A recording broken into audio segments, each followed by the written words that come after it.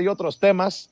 Vamos con el maestro Ricardo Sevilla, periodista independiente, periodista, columnista del diario Basta, escritor y miembro de esta familia Sin Censura. Por cierto, blanco también ya de esta cuenta que se dice obradorista, pero que golpea más que panista, de una tal Vero Islas Lobrega en Twitter. Ya vi que te andan echando bronca porque eres miembro de esta familia Sin Censura y me dicen que soy tu patrón y que mi patrón es Jesús Ramírez Cuevas. Ya vi que andan con todo, mi querido Ricardo. Usted no se deje, usted échele trancazos. Vamos a darle con especial gusto, querido Vicente, público memorioso, y es que este personaje es un personaje de opereta, de caricatura, y se sabe perfecto que es una cuenta que publica a varias manos, no tiene ningún sustento real. Ya la invitamos a debatir en el foro que quiera, en el foro monrealista, en el foro conservador, con Loret, con quien ella quiera, pero no van a dar la cara, porque es un grupo de golpistas, son personajes creados exprofeso para golpear a los medios independientes y concretamente a Sin Censura, porque está pisando muchos callos. Sin Censura ha estado dando a conocer información con datos duros, reportajes, investigaciones, entrevistas, no a modo, y eso está quitándole muchísima audiencia y credibilidad a estos medios de comunicación corporativos. Y bueno, hablando de gente que no tiene credibilidad, pues está Enrique Krause, el Marqués Vargas Llosa, Álvaro Vargas Llosa, Letras Libres, Nexos, que estuvieron publicando artículos, disque reportajes, análisis a favor de Jair Bolsonaro, este personaje que hay que conocer para darnos cuenta de que es un conservador a todo lo que da. Si algo he tratado de seguir siempre han sido todos los aspectos de la cultura brasileira. Allá estuvimos, somos traductores, aunque le pese a Gibran Ramírez, que dice que somos miembros de Sin Censura, y a otros personajes que dicen que por ser miembros de Sin Censura no nos gira la ardilla. Por favor, pobres personajes resentidos. No, conocemos muy bien y desde hace muchísimo tiempo el espectro político, y a ello nos hemos dedicado. Y bueno, la oposición mexicana, como tú bien glosaste al principio, y la brasileira están absolutamente desoladas, y están desoladas porque el líder izquierdista, ya no solamente referente de la actual política brasileira, sino histórica ya, Luis Ignacio Lula da Silva, ha ganado las elecciones en Brasil y con ello ha logrado un retorno a la presidencia brasileira que parecía improbable, debido a que Bolsonaro, fíjate nada más, y eso no lo dicen aquí, yo no he leído a un solo opinólogo que nos diga que Bolsonaro tenía el control del Tribunal Superior Electoral de ese país. No está mal dicho, lo que pasa es que así se pronuncia, pero estos pelmazos no saben portugués, evidentemente, o Tribunal Superior Electoral de ese país. Y fíjate nada más, pese a todo eso, Lula, un izquierdista de 77 años, logró vencer a Jair Bolsonaro, un ultraderechista, ni derechista ni conservador, ultraderechista de 67 años. Y es que fíjate, a pocos días para la segunda vuelta donde venció Luis Ignacio, justo cuando la brecha de intención de voto se reducía entre el líder ultraderechista Bolsonaro y Luis Ignacio Lula da Silva, el Tribunal Electoral anunció la ampliación de poderes para vigilar y silenciar publicaciones en redes sociales, despertando, ¿cómo no?, el fantasma de la censura. Y ahí no dicen que el poder está concentrado en un solo hombre. Yo no he visto a nadie que lo diga, porque fíjate, el Tribunal Superior Electoral de Brasil está dirigido por Alexandre de Moraes, que es el ministro del Supremo Tribunal Federal, así se llama, que sería el equivalente al Tribunal Electoral de México. También tiene la tarea de dirigir el Tribunal Electoral brasileiro, y ahí no dicen absolutamente nada, tiene control por los dos. Ahora, estos personajes están acostumbrados al circo, a la payasada, y literal, porque hay que recordar que ya tienen una especie de broso metido en la política. Ahí tienen a Francisco Everardo de Oliveira Silva, que es un payaso que tiene el nombre artístico de Tiririca, o qué hace un diputado, decía en una de sus campañas, o sea, era la pregunta, ¿qué hace un diputado? Y Tiririca se respondía, yo no sé, vota por mí y yo te platico. Entonces ganó. Ese tipo de personajes son los que están abundando en la política brasileira, y lo que quieren emular los conservadores, los derechistas, los ultraderechistas de México es precisamente eso. Ya Enrique Krause ayer en la noche escribió en su cuenta oficial de Twitter, porque ya ves que ahora también está de moda, está en la discusión el tema de si pagarías por la palomita de tu cuenta de Twitter. Pues bueno, desde su cuenta oficial, Enrique Krause empieza a darle indicaciones a Lula da Silva de lo que tiene que hacer. Entonces este personaje le dice que se tiene que desmarcar de las dictaduras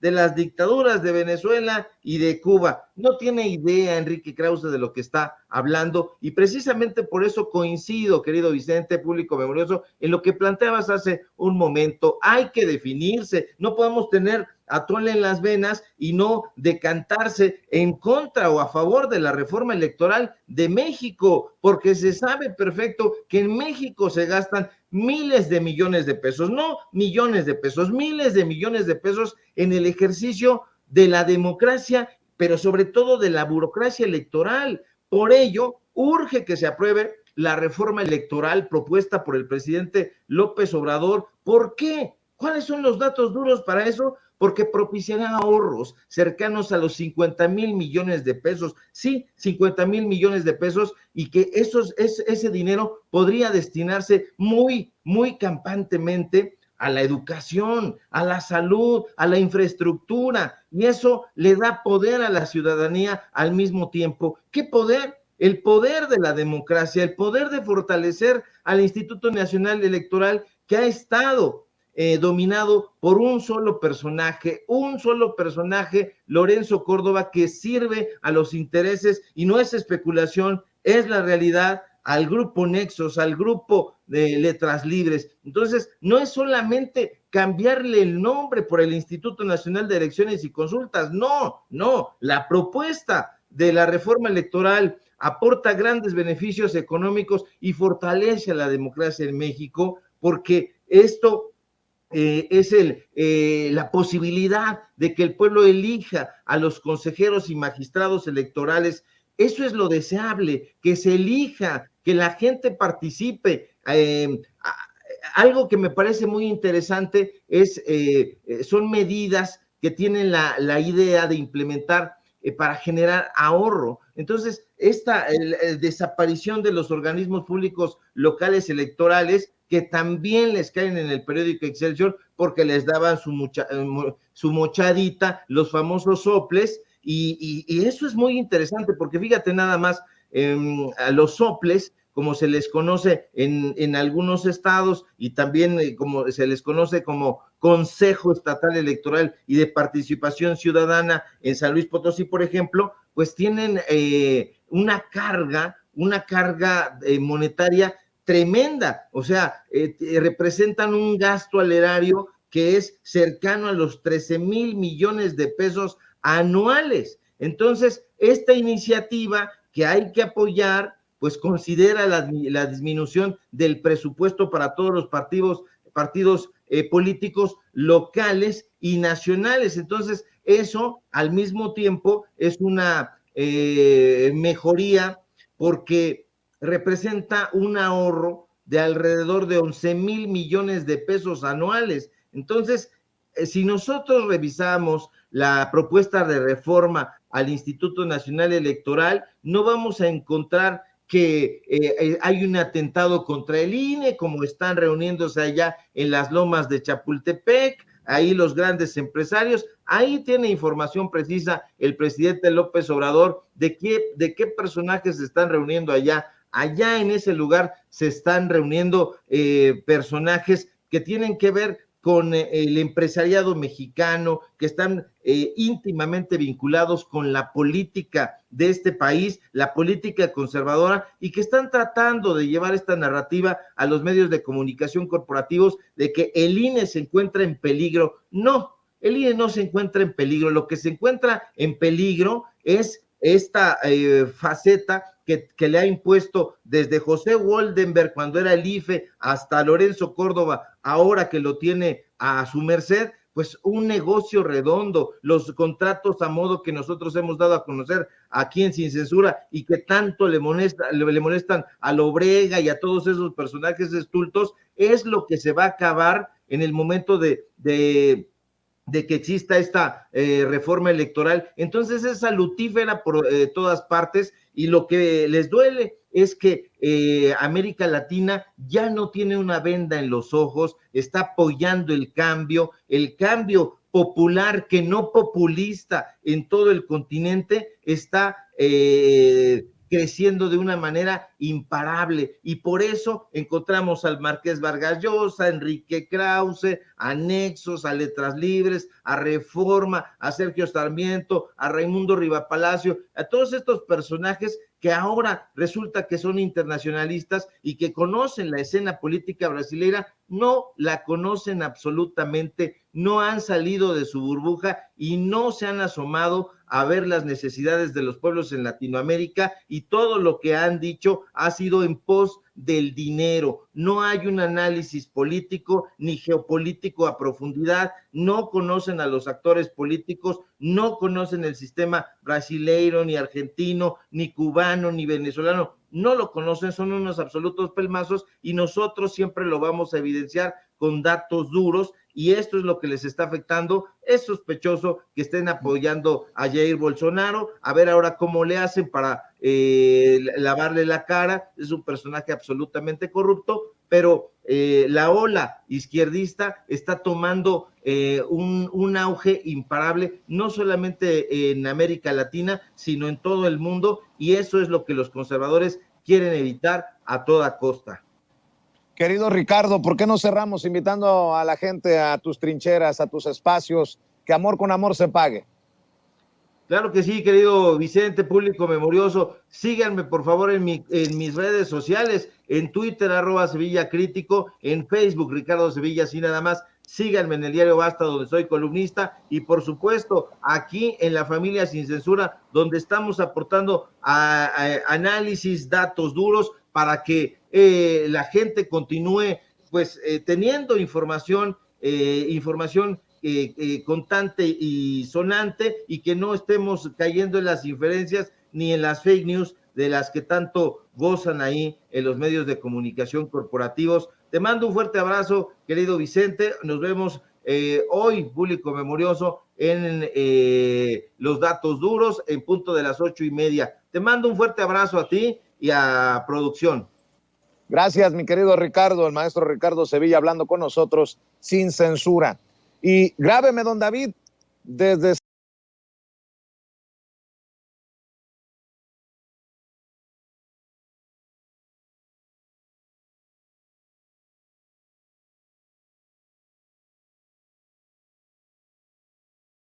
Don David que nos grabe para darle la bienvenida a nuestro querido amigo Jaime Hernández, editor de La Jornada Sin Fronteras, excelente y legendario corresponsal de guerra, quien pues ha estado precisamente en lugares de conflicto en México y en el mundo. A él sí ha estado, pues vamos, en los lugares más difíciles, en los que vaya que en algún momento se necesitaría el apoyo de las autoridades, no el olvido como ha ocurrido siempre. Primero te saludo, querido Jaime, ¿cómo te va?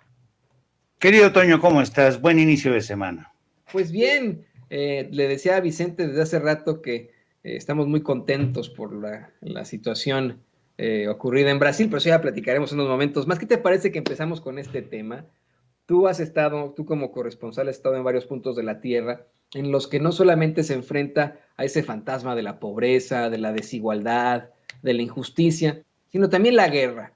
México se enfrenta a una guerra desde hace ya muchísimos años, una guerra que no podemos detener, que pues fue una decisión no solamente para legitimar a un espurio en el cargo, sino una decisión estúpida, si me lo preguntas, en la que pues se le declaró la guerra a todos desde todos los frentes, porque tú lo sabes como corresponsal de guerra, como gran estudioso de la historia, que en un conflicto bélico pues se determinan las partes y solamente se concluye ese conflicto bélico cuando alguna de las partes capitula o bien hay rendiciones o bien hay triunfo de alguno de los bandos. Aquí se declaró la guerra contra todos los cárteles del crimen, contra todos los cárteles de la droga. Supuestamente ahora no podemos plantear que eso sea una realidad, ahora que tenemos aquí en Estados Unidos a Genaro García Luna acusado de conspirar para traficar cocaína y de recibir millones de dólares para proteger a uno de esos carteles.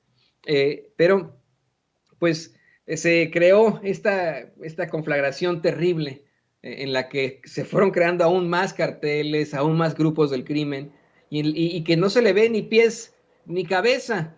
A ti, ¿qué te parecen estas declaraciones, no solamente de Sarmiento, sino de varios personajes en los medios de comunicación tradicionales que constantemente cuestionan que el presidente López Obrador abiertamente, llevando a Sepropie, por favor, ¿no?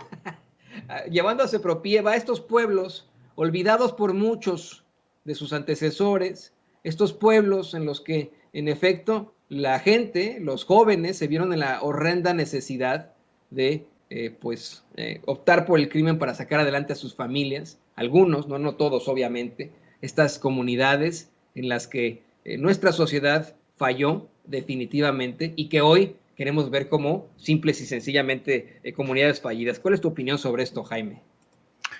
Pues mira, yo creo que a veces, como bien dice Andrés Manuel López Obrador, es importante conocer la historia, saber de dónde venimos, saber cuáles fueron las razones por las cuales Felipe Calderón decidió declarar la guerra contra el narco.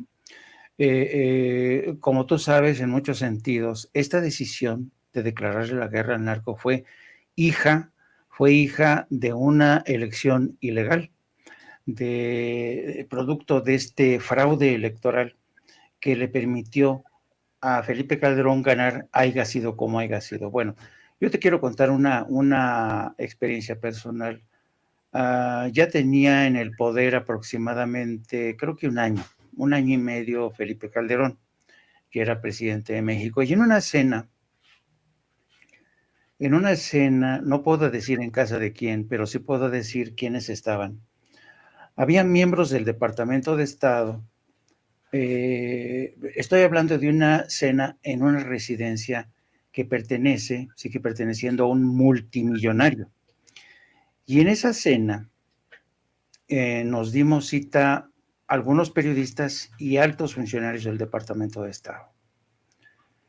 Bueno, y en esa conversación con uno de los más altos niveles del Departamento de Estado, yo le comentaba que cómo habían visto ellos el proceso de Felipe Calderón, el cambio que había experimentado Felipe Calderón, y ¿sabes lo que me comentó? Dice, bueno, en el análisis que nosotros habíamos hecho en el inicio de la presidencia de Felipe Calderón, llegamos a la conclusión de que Felipe Calderón se consideraba a sí mismo como un presidente muy nacionalista, muy mexicano, muy echado para adelante, a quien no le gustaba nadita de nada la idea de estar bajo el ala protectora de Estados Unidos. Eso fue en el comienzo. Pero después, cuando declara la guerra a los cárteles de la droga, Felipe Calderón se ve rebasado por las circunstancias y no tiene más remedio que recurrir a la ayuda de Washington. Y claro, al recurrir a la ayuda de Washington, Felipe Calderón conseguía dos objetivos: la ayuda de las tropas de Estados Unidos, el entrenamiento de las tropas, armamento, pero al mismo tiempo conseguía legitimarse ante Washington. Entonces, este funcionario me decía, la presidencia de Felipe Calderón fue como un péndulo. Primero arrancó como muy nacionalista, completamente a la izquierda, pero en cuanto declaró la guerra, se fue completamente a la derecha y vino y nos pidió ayuda en todos los frentes. Y fue así, querido Toño, como Felipe Calderón se arrojó en brazos de Estados Unidos, le entregó todo. Claro, con algunos claroscuros que le permitieron a él enriquecerse y de alguna manera buscar el apoyo y la cooperación del cártel de Sinaloa. Esto es un análisis que me presentaron a mí, que me hicieron a altos funcionarios del Departamento de Estado en aquel entonces, y según ellos, en la lógica de los presidentes mexicanos, todos empiezan con una vena muy nacionalista, pero luego cuando se dan cuenta de la dependencia que hay con Estados Unidos, giran completamente hacia la derecha. Entonces, este es un fenómeno interesante, que te habla de la tremenda dependencia que sigue habiendo entre México y Estados Unidos. En el caso de Andrés Manuel López Obrador, pues no podemos decir lo mismo de lo que pasó con Vicente Fox, con Felipe Calderón ni con Enrique Peña Nieto, ¿no? Con el caso de México y Andrés Manuel López Obrador, Washington ha tenido serios problemas para lidiar, pero ahora ya están entendiendo cuál es la política exterior de México, gracias en buena medida al embajador Ken Salazar, que es un buen interlocutor, que sabe llevar, que es un buen representante de Estados Unidos, que sabe trasladar a la Casa Blanca cuáles son las verdaderas prioridades del presidente de México, entre otras cosas, la lucha contra la corrupción, sí, la seguridad nacional, pero no solamente una seguridad nacional que tenga como criterios preponderantes el militarismo, ¿no? Sino atacar las raíces de la violencia, tener una vena más nacionalista, vaya. Entonces, eso te da una idea de hasta qué punto realmente la ilegitimidad de Felipe Calderón nos costó tanto, no solamente en términos de vidas, sino también en términos de dependencia con las agencias federales de Estados Unidos. Y es lamentable que intelectuales orgánicos o columnistas como Sergio Sarmiento tengan tan flaca memoria y se atrevan a hablar de esta manera, ¿no?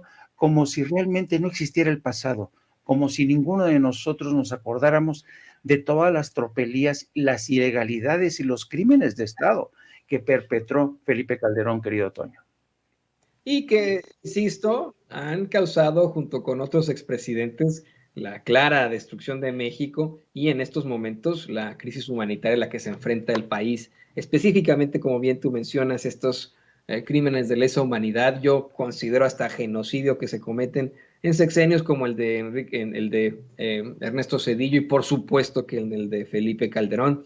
He tenido yo mis discusiones con varios especialistas que no consideran que la terminología es correcta en cuanto al genocidio. Yo creo que sí, porque se afectó a etnias, se afectó a pueblos completos, a comunidades específicas. Así que, pues bueno, ahí sí tendría que ser. Si estamos hablando de situaciones como las que ocurrieron en la ex Yugoslavia, por ejemplo, pues sí, por supuesto que podríamos hablar de genocidio en México. Pero ¿qué te parece que vamos al siguiente tema? Y le pido a don David que nos grabe, Jaime. Ante estas situaciones tan lamentables, hoy el presidente López Obrador consideró que ni Zedillo, ni Calderón, ni Salinas de Gortari, vamos, lo digo con mucho respeto, él considera que ya fueron castigados, quise decir, por el pueblo. Nancy Flores, nuestra compañera corresponsal de Contralínea, le planteó al presidente pues algunos de los daños que causaron tanto Ernesto Zedillo como Felipe Calderón, específicamente los crímenes de lesa humanidad en los que ambos habrían incurrido como presidentes de México. Y el presidente comenta que tanto Salinas como Zedillo como Calderón, Salinas que ya se convirtió, según plantea el periódico País, en ciudadano español debido a su familia, supuestamente su apellido sefardí, pero el presidente dice que el pueblo ya los castigó, que el pueblo ya los juzgó, que es gente que está manchada. Yo estoy completamente de acuerdo con eso. No, vamos, creo que el común denominador del mexicano, en la mayoría, pues, le mencionas el nombre Salinas, Zedillo o Calderón y lo vomitan, lo escupen, lo cuestionan, los ven como verdaderos sujetos manchados, como dice el presidente López Obrador, pero ante una incuestionable serie de violaciones a los derechos fundamentales, a nuestras leyes, a nuestras instituciones, ante la corrupción absoluta que provocaron, ante la destrucción que provocaron en nuestro país, yo considero que deberían enfrentar algún tipo de consecuencia penal, por supuesto. No sé a qué se opine, qué opinen nuestros compañeros en el chat, pero también quiero escuchar tu opinión, querido Jaime. Pues yo creo francamente que en el caso de estos expresidentes, Felipe Calderón, Ernesto Zedillo, eh, Carlos Salinas de Gortari, yo francamente no creo que se haya producido un castigo todavía. Mire, yo creo que, y esta es una lección que aprendí yo como periodista. Yo recuerdo mucho que cuando Carlos Salinas de Gortari dejó el poder, yo me acuerdo que una de las frases que utilizaban continuamente, porque ya sabes que Carlos Salinas de Gortari dejó el poder y dejó detrás de sí pues un lastre de escándalos, sobre todo los que estaban relacionados con los casos de corrupción de su hermano Raúl Salinas de Gortari, que se enriqueció, los crímenes, los magnicidios de Colosio, del padre de Claudia Ruiz Massieu, el enriquecimiento de todos ellos, la expropiación, la privatización del denominado capitalismo de compadres, que lo hizo inmensamente rico, poderoso, con un poder, yo diría, de carácter transeccional, porque Salinas de Gortari sigue vivito y coleando. Vivito se la pasa la mayor parte del tiempo en su residencia de Londres, aunque ya efectivamente tiene nacionalidad española. Pero todos en Londres saben dónde vive Carlos Salinas de Gortari. Pasa la mayor del tiempo ahí en su residencia de Londres y va frecuentemente a Madrid. Por cierto, fíjate nada más, si no se le puede considerar realmente a Carlos Salinas un gran traidor. Tú sabes que la ley mediante la cual se le concedió la nacionalidad española a Carlos Salinas de Gortari es una ley que se promulgó en 2015. Es una ley que beneficia efectivamente a todos los descendientes de sefaradíes, que fueron esta comunidad, esta minoría judía que tuvieron que renunciar a su religión o tuvieron que autoexiliarse en un largo éxodo que los llevó a América Latina, sobre todo. Bueno, el caso es que para que tú te hagas nacional español por esta vía del perdón a la comunidad sefaradí, una de las condiciones que se te impone es que tienes que jurar lealtad a la corona española, a los monarcas españoles.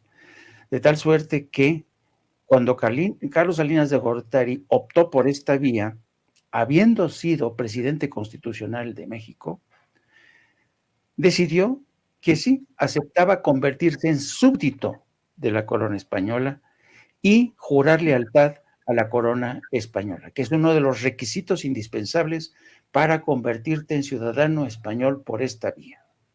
Entonces, tienes, por ironías del destino, a un presidente de nacionalidad mexicana, de una nación que sufrió los rigores de una conquista, que es harina de otra costal, pero que se independizó, una nación que se independizó y se identificó, abrazó el destino, su futuro, como nación independiente. Y ahí tienes que un jefe de Estado como Carlos Salinas de Gortari, después de haber sido el jefe supremo, el comandante supremo de las Fuerzas Armadas, el presidente constitucional, decide jugarle lealtad a la corona española, convertirse en súbdito de la monarquía. Qué ironía, ¿no?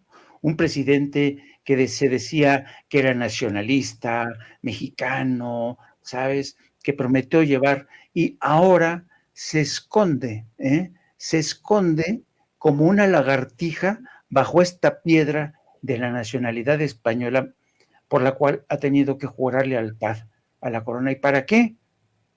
Pues evidentemente para dificultar aún más sus posibles juicios en el futuro, que yo no creo que lleguen, ¿sabes qué, Toño? Y eso es a mí lo que me cabrea, porque aunque el presidente diga que estos exmandatarios como Felipe Calderón, Ernesto Zedillo, otro ladrón de 7 suelas, y Carlos Salinas de Gortari, esa gente ya hizo todo lo que quiso, se enriqueció y sus súbditos, o sea, sus empleados de siempre, ¿sabes lo que dicen de ellos?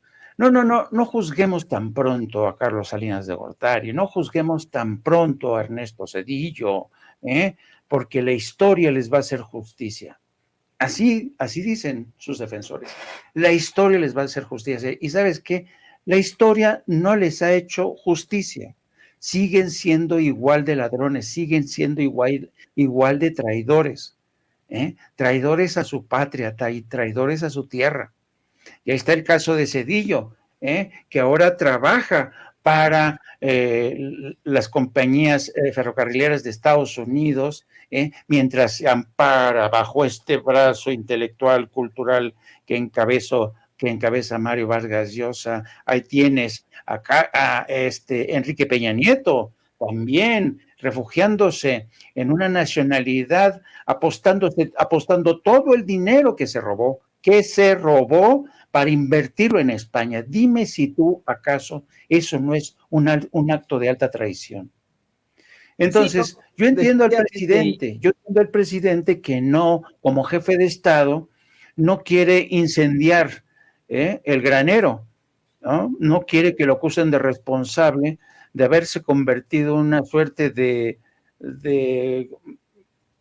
vengador, de haber acometido una revancha en términos personales. Yo lo entiendo, pero aún así, a mí no me parece que estos expresidentes, estos exmandatarios hayan saldado cuentas con el pueblo de México. Y le recuerdo al presidente, el pueblo de México es soberano. El pueblo de México es quien quita y que pone. Y yo creo que el presidente, yo creo que ha ponderado y ha dicho, bueno, ¿qué vale más? ¿Una transición a la democracia sin violencia, sin vendetas? Y él lo ha dicho más de una vez, prefiero una especie de ley de punto final que deje atrás todos los abusos y que se empiece a juzgar a partir de mi presidencia. Pero esto me sigue dejando un regusto amargo a mí, querido Toño, que veo cómo estos personajes siguen gozando de un enorme poderío financiero, político, mediático, que siguen siendo hombres que no les importa traicionar su propia identidad, a su propio país, para alargarse y disfrutar de su fortuna. Casi todos los ladrones, los grandes ladrones del PRI y del PAN han hecho lo mismo. Han robado para después ir y disfrutar su dinero en penthouse de Miami, Nueva York, en residencias en Atlanta, en Georgia, en residencias en Madrid, en fin. Entonces, a mí me queda este regusto, ¿sabes?, de alta traición, y creo que esta gente, la verdad, debería pasar por los tribunales. Lo malo es que aquí para eso necesitas de voluntad política, y yo por el momento no la veo. Yo lo veo más que como una traición, como una, pues, no sé, ¿no? Forma de buscar evitar las consecuencias aquí y allá. Ahí sí estoy convencido, querido Jaime, que pues cada quien decide de dónde ser, está en la Carta de Derechos Humanos, ¿no? Esa sí es la realidad, pero tienes toda la razón. Es verdaderamente cuestionable que alguien como Salinas, presidente de la República, que manejó no un lenguaje patriótico, sino un verdadero discurso y política nacionalista en México con su programa de solidaridad y muchos más, pues haya jurado lealtad a la corona española. En todo caso, muy temprano yo le planteaba al público consentidor de Sin Censura después de la mañanera cómo es que esta pues fiabilidad se le da por parte del gobierno de España y de Portugal a muchos latinoamericanos, como bien mencionas, que supuestamente pues son descendientes de sefardíes, ¿no? De judíos sefardíes después de esa expulsión en el siglo XV del territorio, de una persecución terrible, asquerosa, ¿no? Una situación que resulta muy cuestionable, puesto que a los judíos sí le están ofreciendo disculpas. El Reino de España se estaba ofreciendo esta reparación del daño al pueblo judío, y al pueblo mexicano no les ofrecen ni disculpas, ¿no? O sea, el pueblo mexicano ni siquiera nos quieren decir algo al respecto de la conquista. Ahí están muy, muy calladitos. Pero bueno, lo interesante de esto es que es un beneficio, si se le puede llamar así, que aplicaron muchísimas personas en Nuevo León. Estaba viendo yo las cifras de qué estado es el que más obtuvo, el que más buscó obtener este beneficio de convertirse en ciudadano español o portugués, y fue Nuevo León, ¿no? Muchos neoleoneses que dijeron, no, sí, pues yo soy descendiente de sefardíes, y pues aquí estoy listo para que me den mi pasaporte español y por ende el pasaporte europeo con el que voy a poder hacer muchas cosas. Y te digo, bajo una premisa de derecho muy cuestionable, muy, híjole, llamativa, porque son varios los apellidos que pudieran aplicar. Está el tuyo, está el mío, está el de Vicente, está el de Carlos Salinas de Gortari, ¿no?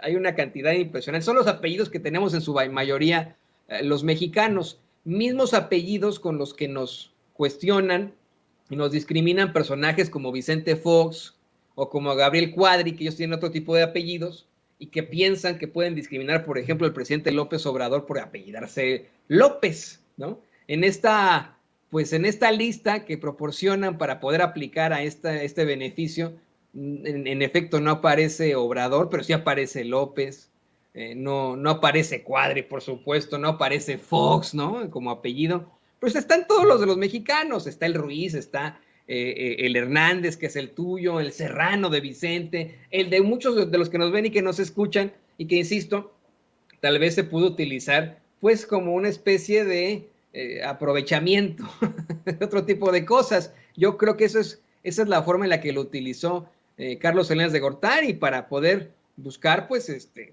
enfrentarse a menos problemáticas y decir, miren, yo vivo aquí en Londres, soy ciudadano europeo, porque soy ciudadano español, y si de pronto viene el progreso por mí, como gran representante de la desigualdad moderna en México, pues bueno, mis amigos conservadores de aquí, de Gran Bretaña, mis amigos conservadores de España, no me dejarán caer, como no dejaron caer a mis compañeros, y le pido a don David que nos grabe, en ese foro de la ultraderecha mexicana y la ultraderecha del mundo, ese foro precisamente ahí en España. Un foro, querido Jaime, que hoy planteó el presidente López Obrador, pues ocurre algunos días antes de que sea la segunda vuelta de elecciones en Brasil. El presidente López Obrador hoy hizo una serie de planteamientos muy, muy fuertes. Comentó que antes de la elección en Brasil, pues se reunían en España estos sujetos, Ernesto Zedillo, Felipe Calderón, José María Aznar, el de váyase, ¿no? El juez que injustamente encarceló a Luis Ignacio Lula da Silva, y que el que convocó a todos estos fue don Vargas, ¿no? Bueno, Mario Vargas Llosa, para atacar al populismo en vísperas de las elecciones en Brasil, y al fin y al cabo ganó Lula, ¿no? Este es un tema que es medio complejo y que definitivamente yo quería platicar contigo, Jaime, porque acá en Estados Unidos no sabían ni qué hacer. Se planteaba cómo es que, pues acá en Estados Unidos no eran muy fans el gobierno actual del gobierno de Jair Bolsonaro, por ser tan cercano a Trump, cómo es que trataron de mantener las apariencias, porque pues tampoco están de acuerdo con la izquierda latinoamericana, pero que se pusieron en esa situación terrible. Uno de los primeros, querido Jaime, en reconocer el triunfo de Lula anoche fue Joe Biden, ¿no? Esa sí es una realidad. Mientras estos pobres, pues hicieron sus intentos con don Vargas para que no ganara Lula. Yo sé quién exactamente, como lo planteó López Obrador, quién chingados le va a hacer caso a estos pobres, ¿no? Pues sí, pero fíjate que yo creo que es interesante que quienes siguen defendiendo, quienes siguen encabezando esta cruzada de la derecha conservadora, sean personajes que en muchos sentidos pues han sido, por ejemplo, pensemos el caso de José María Aznar, ¿no? Fue un hombre que colaboró y mucho en la guerra de Estados Unidos contra Irak, ¿no? Un títere prácticamente de Estados Unidos. Pensemos en Mario Vargas Llosa, que al igual que personajes como Carlos Salinas de Gortari y Enrique Peña Nieto, pues se arrojó en brazos de Isabel Presley y dijo, no, de aquí soy, ahora a partir de ahora soy español porque los peruanos no me entienden, ¿no? Y ves tú el caso de Felipe Calderón, que encuentra en estos foros la resonancia, los ecos que él quiere escuchar para que se reconozca su legitimidad como expresidente de México, o el ladrón de Ernesto Zedillo, ¿no? Y toda esta gente se tapan sus vergüenzas cuando concurren a este tipo de encuentros. Todos estos les encanta hacerles el papel de lacayo de Estados Unidos, y todos ellos no se han dado cuenta que están ciegos ante una nueva realidad. Y lo lamentable es que a veces también Washington insiste en permanecer ciego. Fíjate ya nada más cuántos gobiernos son, Toño. Son, fíjate, empezando por Argentina, Bolivia, ahora Brasil, cuando en enero inicia el mandato Lula da Silva, Colombia, Venezuela, Cuba, Honduras, México. O sea, ya son un titipuchal de países que han optado por cambiar de bandera. De la derecha se ha dado un golpazo hacia la izquierda. ¿Y por qué? Porque a veces yo digo que a veces es muy importante tener memoria histórica. Tú te recordarás que antes de la pandemia, una de las grandes preocupaciones eran la serie de manifestaciones que había en toda América Latina, en Colombia, en Brasil. Había protestas en todos lados. ¿Por qué? Porque ya nadie aguantaba este modelo económico neoliberal. Y de alguna manera la pandemia contuvo esta ola de protestas, y en buena medida lo interesante del caso es que la pandemia se convirtió en un factor que contuvo esta ola de rabia, permitió el inicio de la transición, permitió a los gobiernos como el de México sentar las bases de una transición a la democracia pacífica.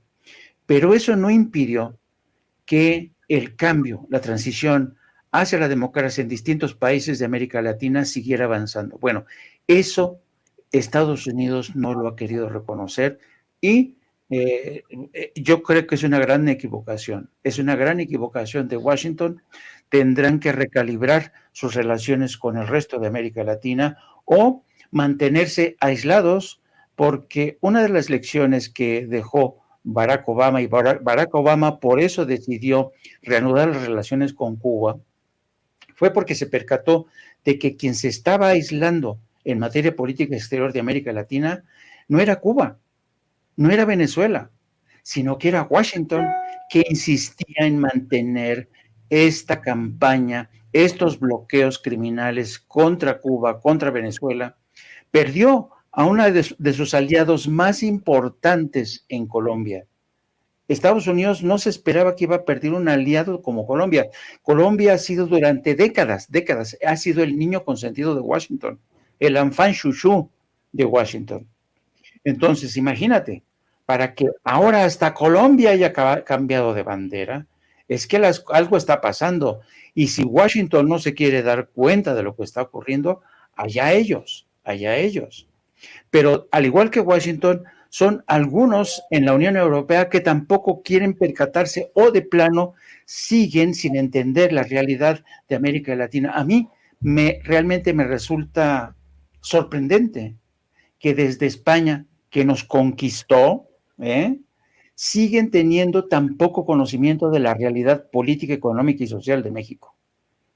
Es increíble cómo España sigue teniendo un elevadísimo déficit del conocimiento de la realidad en México. Así es que yo creo que mientras Washington insista con operar, porque Estados Unidos es una nación autista, Fíjate, siguen enfrascados en esta disputa entre derecha e izquierda, con una derecha que se ha prácticamente corrido hasta el extremo, con gente como Trump. Y ya hemos visto en Brasil, y es lo que decía el presidente esta mañana, qué fabuloso sistema electoral de Brasil, que a pesar de los ardides, de las argucias de Bolsonaro, para bloquear autobuses que iban a votar, a pesar de ese bloqueo de muchos electores en determinadas partes de Brasil, la mayoría ganó. O sea, realmente merece ser estudiado este caso de Brasil, que a pesar de las interferencias de Bolsonaro, se impuso la mayoría. Así es que yo creo que sacar lecciones de realidades políticas como la que acaba de ocurrir en Brasil, una nación que es un gigante. Imagínate lo que es administrar un sistema electoral de ese calibre. Entonces yo creo que sí, el INE, los diputados de las 3, de las 4 o 5 formaciones deberían viajar a Brasil para ver cómo opera este sistema, para que vean que el sistema electoral mexicano, el INE mexicano, es perfectible, y no se monten en su macho por órdenes de Claudio X González de que no quieren cambios.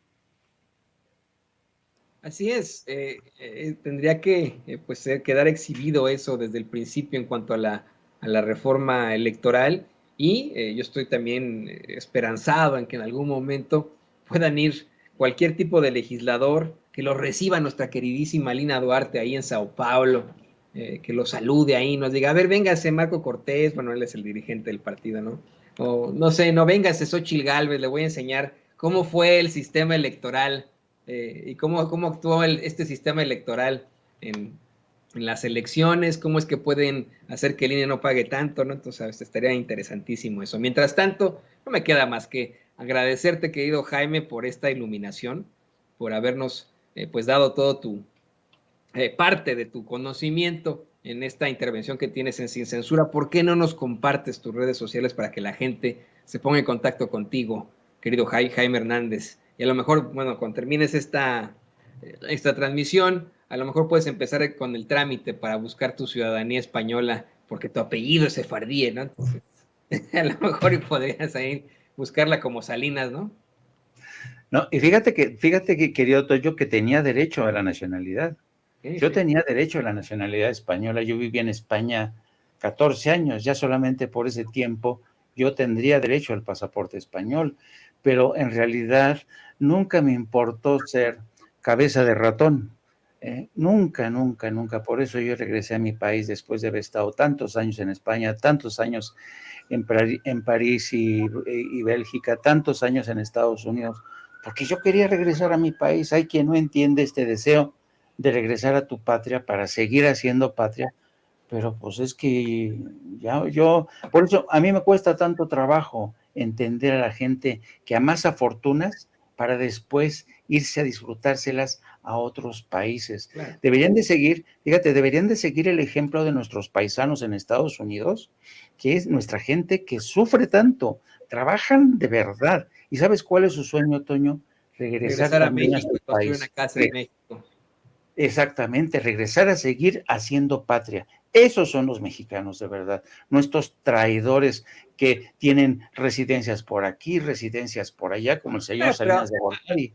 Ahí hablamos de las popós grandes, mi querido Jaime. Yo aquí no me voy a cansar de solicitarle a los mexicanos que viven acá y que tienen la posibilidad de naturalizarse que lo hagan. No sabes lo importante que es eso, lo mucho que necesitamos el voto de los mexicanos y de sus hijos acá en Estados Unidos. Y bueno, o sea, entiendo perfectamente que en sitios como España, que en el que por mucho que se intente el lazo, pues están muy, muy lejos de nosotros y nuestra realidad es distinta.